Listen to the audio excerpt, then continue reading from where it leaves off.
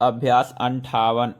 महोदय, पहले विश्व युद्ध के बाद जितने पूंजीवादी देश थे वे करीब करीब खत्म हो करके सिर्फ 4 देश रह गए थे जो नाम गिनाने लायक थे।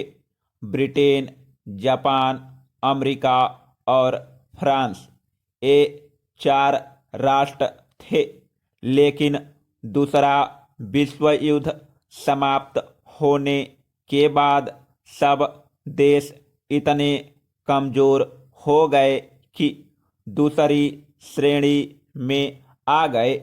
सिर्फ एक अमेरिका रह गया और मैं आपसे कहना चाहता हूँ, जो आगे का समय आने वाला है, निश्चित रूप से अमेरिका की वह शक्ति आगे जाकर नहीं रहेगी, क्योंकि संसार में जो गरीबों की शक्ति बढ़ रही है वह शक्ति को कोई रोक नहीं सकता है। कोई पार्टी या सरकार बीच में जाकर भले ही कुछ देरी लगाए, कुछ गड़बड़ी फैलाए, लेकिन उस शक्ति को आगे बढ़ने से रोक नहीं सकते। यह बात निश्चित है।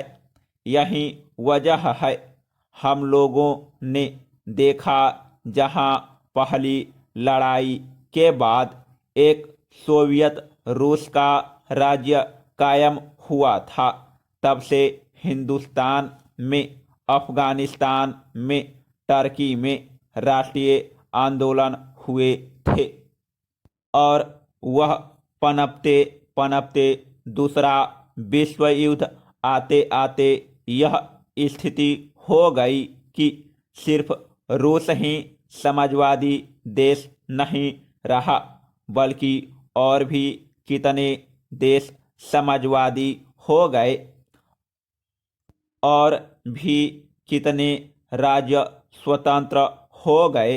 यह भी हम लोगों ने देखा है।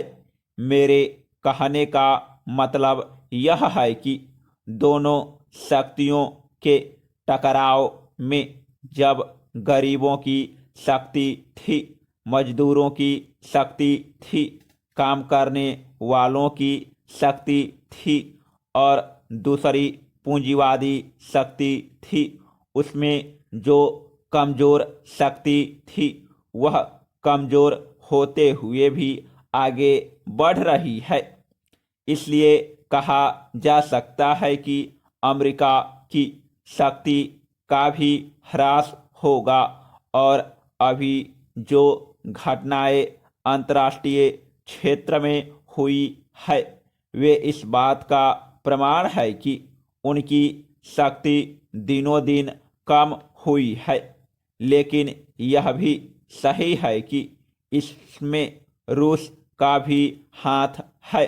रूस ने इधर बांग्लादेश के समय या उसके पहले भी और इस वक्त भी, यानी इजरायल और अरबों के युद्ध के समय भी जो भूमिका अदा की, उसमें रूस ने अच्छा काम किया, इस बात को हम मानते हैं।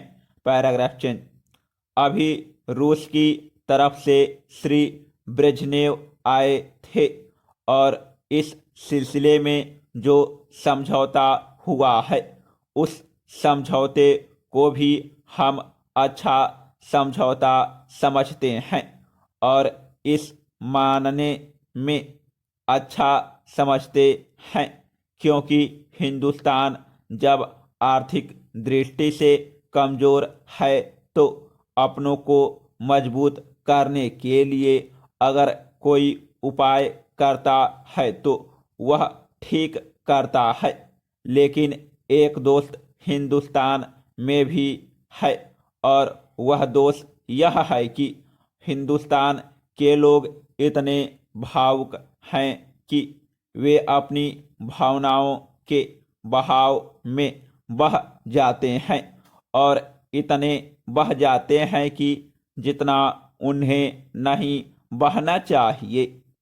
चीन के साथ जब संबंध कायम हुए थे तो उस समय भी वे लोग अपनी भावना में बह गए थे और अंत में तिब्बत को खो दिया, जो हिंदुस्तान के लिए पीछे एक सिरदर्द का कारण बन गया है। अभी और इसके